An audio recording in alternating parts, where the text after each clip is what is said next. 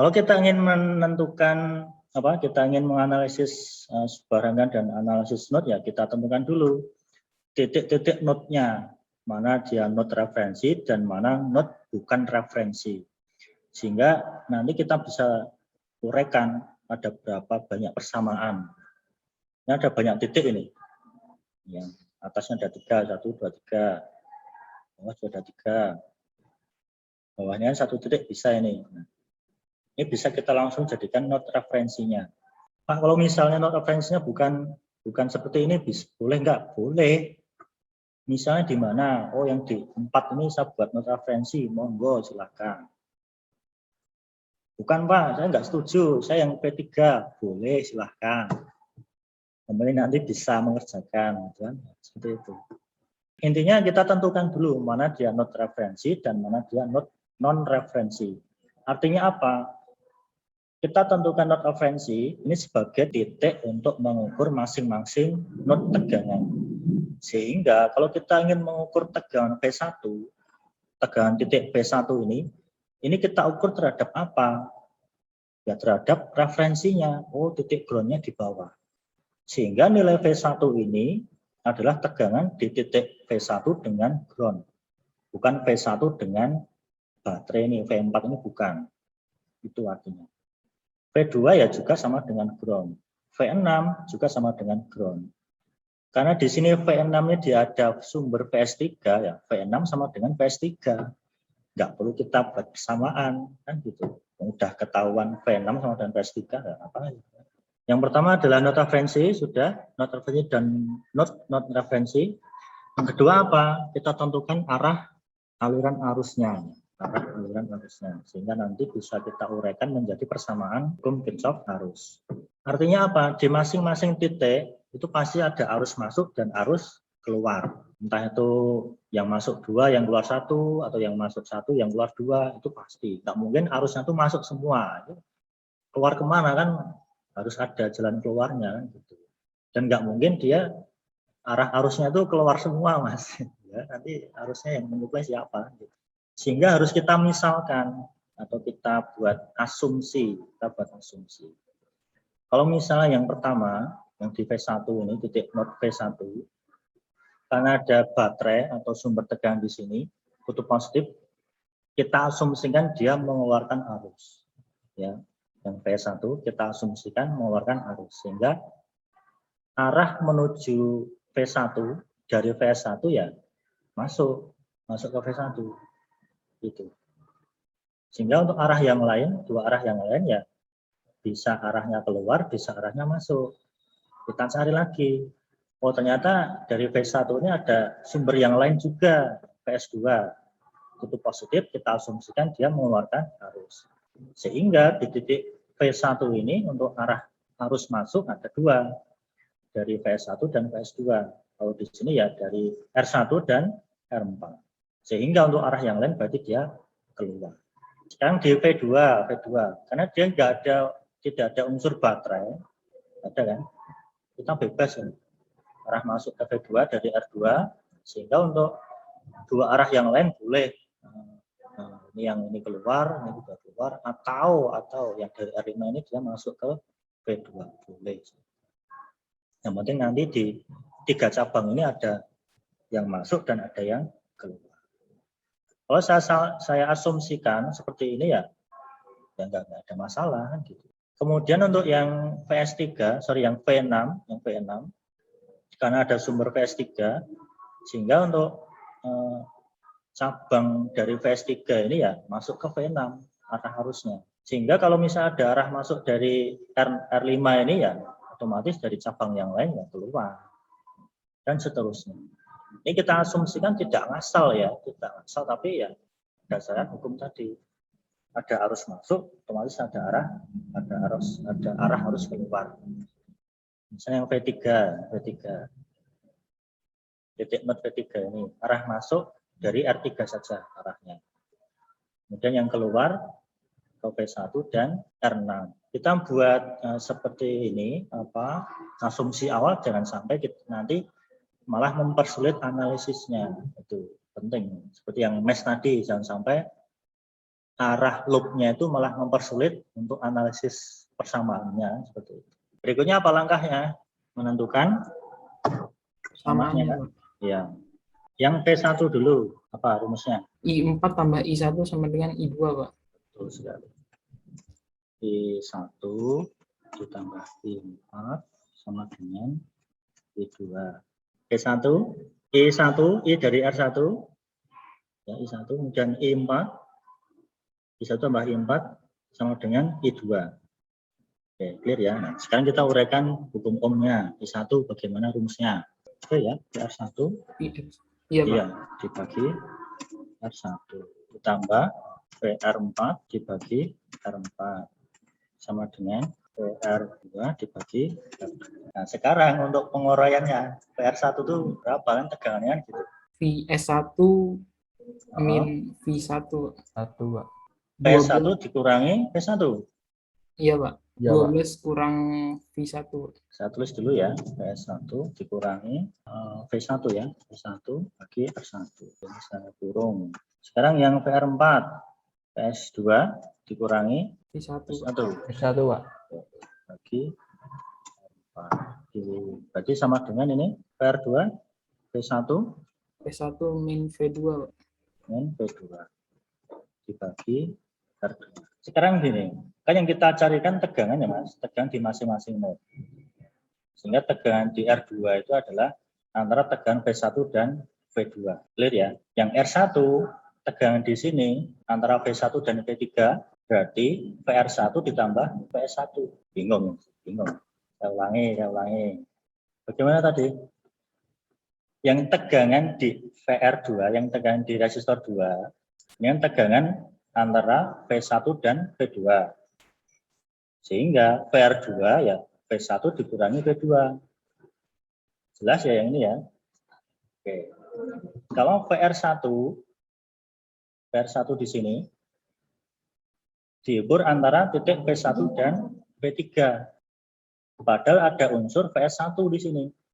Sehingga rumusnya bagaimana? Sehingga di sini V3 ditambah PS1 dikurangi PS1. Kok bisa, Pak? Bisa. Jadi kalau misalnya ada sumber di sini, padahal ini kan bukan not referensi kan ini, ya kan? Bukan not referensi. Sekarang kalau misalnya kita asumsikan V3 ini sebagai not referensi, berarti V3 di sini kan nilainya kan 0. Berarti kemarin kita tulis hanya PS1 dikurangi PS1 saja. Padahal aslinya ya titik referensinya itu ditambah sumber tegangan dikurangi titik berikutnya. Sehingga untuk yang PR4 ini gimana di sini? P4 ditambah PS2 dikurangi PS1. Kan kita mencari tegangan R4-nya saja, Mas. Silahkan ada pertanyaan. Izin, Pak. Silahkan. Saya masih bingung, Pak. Itu kan kalau ya apa ya namanya?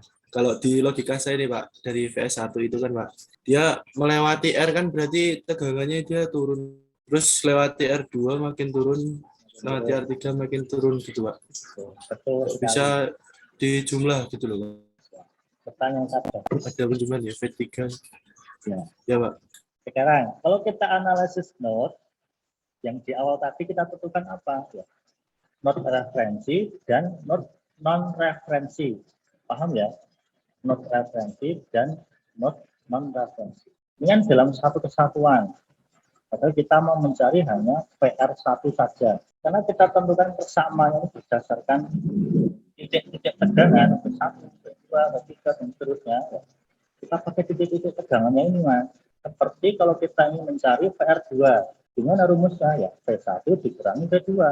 Kalau kita ingin mencari PR1, karena ada sumber tegangan di sini, P3 ditambah PS1, baru dikurangi PS1 itu.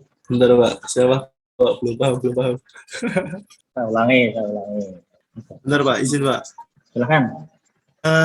Ini, Pak, dari yang saya pahami itu kan VS1 kan dia sumber gitu ya, Pak? Betul. Kalau sumber kan dia benar-benar murni dari luar. Hanya dari luar, terus sini masuk rangkaian gitu, Pak. Kenapa kok bisa ditambahin ke V3-nya itu, Pak? Oke. Kalau misalnya PS1-nya nggak ada, Mas, PS1-nya tidak ada. Bilang, atau kita anggap tidak ada. Kita mau mencari VR1 gimana rumusnya? P3 dikurangi V1 kan? Tegangan tinggi, tegangan yang Oh, paling berarti tinggi. Nah, tegangan yang tinggi dikurangi tegangan yang lebih rendah. Nanti ketemu. berarti gini aja, Pak. Maksudnya gampangannya untuk mengingat-ingat tuh arah arus, maksudnya Iya. ngikutin arah arus itu, Pak. Kalau misalnya yang P3 ini dia berupa titik referensi atau kita grounding kan, berapa nilai P3? Betul kan? Iya, Ya, Pak. bisa langsung kita tuliskan seperti ini, bisa. PS1 dikurangi P1. Sehingga P3 kita anggap nol ya, kita tidak perlu kita tuliskan kan gitu Mas. Karena P3 di sini ada nilainya terhadap ground, ya harus kita masukkan. Kita diskusi lagi, silakan. Izin bertanya, Pak. Ya, Terima kasih, Pak. Bagaimana cara mengetahui itunya, Pak? Yang kan tadi Bapak bilang V3 itu tegangan tinggi gitu, Pak. Gimana cara mengetahui itu tegangan tinggi atau rendahnya gitu, Pak? dari arah arusnya. Ini kan kita misalkan, kita asumsikan arah arusnya. Misalnya yang P2, PR2. Yang PR2 ini kan arah arusnya dari V1 ke V3. Ya kan? Otomatis kalau arah arusnya dari V1 ke V3, tegangan di V1 dia lebih tinggi dari tegangan di V2. Ya kan? Sehingga untuk mencari PR2, ya V1 dikurangi V2. Berarti, Pak, V2 lebih tinggi dari V3 gitu, Pak? Iya, kan Oh. arah arusnya di sini. Kalau kita ingin mencari VR3, kan arah arusnya dari V2 ke V3. Secara asumsi kita ya, berarti V2 itu lebih tinggi dari V3. Entah nanti hasil akhirnya itu ternyata ketemu arusnya negatif, oh berarti V2 itu lebih rendah dari V3 ternyata. Seperti itu. Kan ini kan asumsi awal kita ngomong analisis, kita nggak tahu ini arah arusnya kemana, kan kita nggak tahu. Kita buat asumsi awal seperti ini. Yang penting nanti konsisten, Mas. Yang penting konsisten. Arahnya ini dari awal sampai akhir pengujian jangan dirubah-rubah terus. Itu ya, Mas. Ya, Mujahid. Ya. Iya, Pak. Baik, Pak. Terima kasih, Pak. Silahkan yang lain. Silahkan diskusi. Pak, izin bertanya. Kalau misalnya itu V3 sampai ke V6 itu berarti V3 ditambah VS3 dikurangi V6 gitu, Pak? Ya, ngapain? Ya kalau misalnya gitu, Pak, putarannya gitu. Ya, Jangan boleh. ke atasnya Boleh. gitu. Oke. Tapi kan ini kan ada not referensinya, Mas. P3 terhadap not referensi, bukan P3 terhadap PS3. Beda loh ya. Oh, iya ya, Beda. Pak. Ada not di sini, ada titik lagi, ada titik tegang lagi. Ibaratnya antara V1 dan V3 ya beda. Beda. Kita mau mengukur apa? Padahal ada titik P2 di sini. Ya enggak sesuai, Mas. Beda ya, beda ya. Ya. Iya, Pak. Silahkan yang lain. Ya ini, jadi persamaan seperti ini. Yang I1 ya, PS3 ditambah PS1, dikurangi PS1, baru ketemu berat satu. Ya, total tegangan di sini tadi. Ya kan, di titik ini. Kan kalau kita mau mencari VR1 ya, VR1-nya saja kan, gitu. Bukan VR1 ditambah PS1-nya. Kalau VR1 ditambah PS1 ya sama dengan V3 dikurangi PS1. Ya kan, ada dua terminal ini kan. Karena kita hanya mencari VR1 saja, ya, tegangan di sini, tegangan di sini. Tegangan misalnya saya tuliskan di sini A, tegangan di A itu. Otomatis tegangan titik A dikurangi tegangan P1. Ya kan? Tegangan di A berapa? P3 ditambah PS1. Kalau misalnya P3 ini dia berupa ground ya hanya PS1 saja. Ya, mulai jelas ya. Nah, yang kedua, IR2 sama dengan IR3 ya, ditambah IR2. Mudah ini Mas, ya kan, titik-titik. Nggak ada tegangannya toh Mas. Dan berapa ini? Ayo, R2. Dibagi R2 ya, Pak? Itu ya. Itu dikurangi R2 ya. R2. Ya, ini dulunya. Nah, gini aja. Dibagi R2. Sama seperti yang ini ya, yang atas. Dengan yang I3 bagaimana? P2 dikurangi Itu kan? V2 dikurangi Ya. V3 ya Pak. V3 dikurangi V3 Dibagi R3 R3 ditambah I5. V5 berarti V2 min V6. Ya, V2 dikurangi V6 dibagi R5. Masalah ya ini ya, clear ya. Nanti di akhir saya sampaikan terkait V6. Sekarang yang note berapa? 3. I3 sama dengan I1 ditambah I6. Ya. I6 3 berarti V2 dikurangi V3. 2 min V3 dibagi R3. sama dengan Yang I1, ya mas, I1. V3 plus V1 kurangi V1 ya, 1 Ya, dibagi R1 1 ya.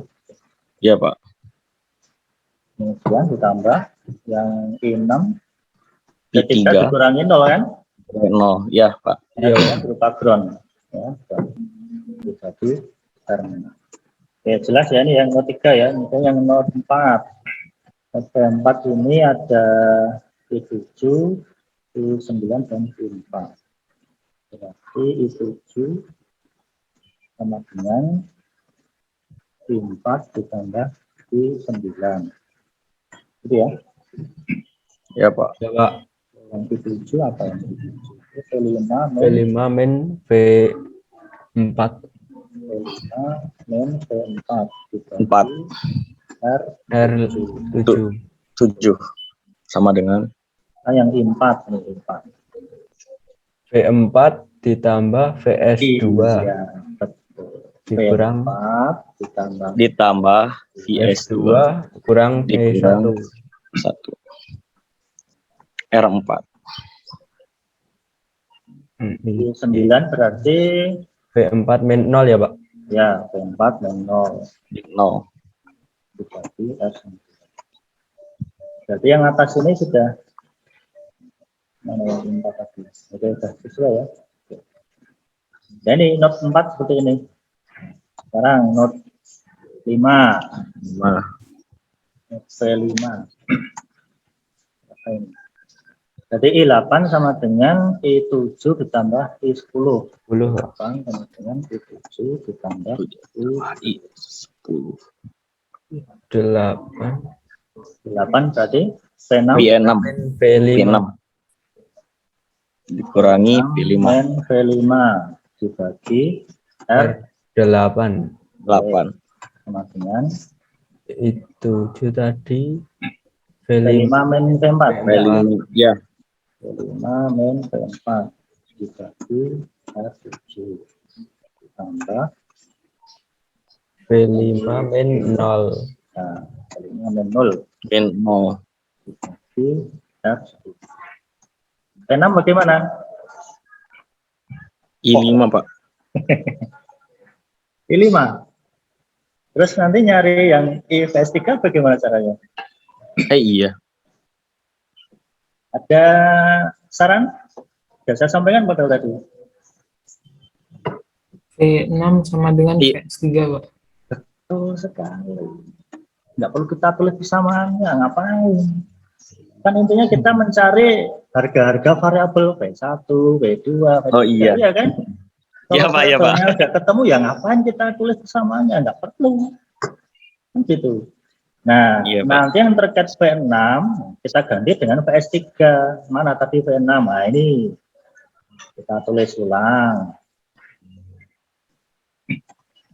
V6 kita ganti dengan PS3. Yang P6 kan sama dengan PS3. Itu. Ini kita ganti dengan PS3. Nah, mana V6 lagi mana? Ya, toh? Ya udah seperti ini Mas hasilnya. Nanti langsung kita kasih harganya saja. Oh ini 6. Izin bertanya Pak, Kan Mas. itu di V6 kan ada arus masuk dari VS3 sama arus dari V2 itu kenapa nggak dihitung, Pak? Oke. Sekarang gini, kita menguraikan seperti ini itu untuk apa toh Mas? Sebenarnya Mas, intinya apa sih Mas? Kita mau mencari harga variabel V5 toh? Ya tidak?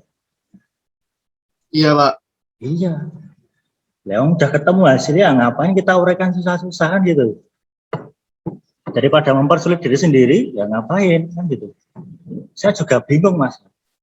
Iling hitung arusnya piye kan gitu? Iya kan? Ada saran? Iya. Gitu Mas siapa tadi? Ya. Kalau misalnya yang R1 ini nggak ada, misalnya ini hilang gitu. Hilang. V1 berapa nilainya? Sama VS1, Pak.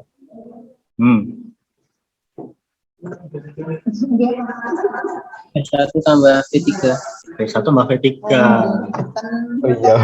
Iya kan? Karena ini V6, ini terhadap referensinya di sini. Ada referensinya di sini. Ya V6 diukur terhadap ground. Ya, VS3 kan ya ini terhadap ini kan. Ini tegangan di sini loh Mas.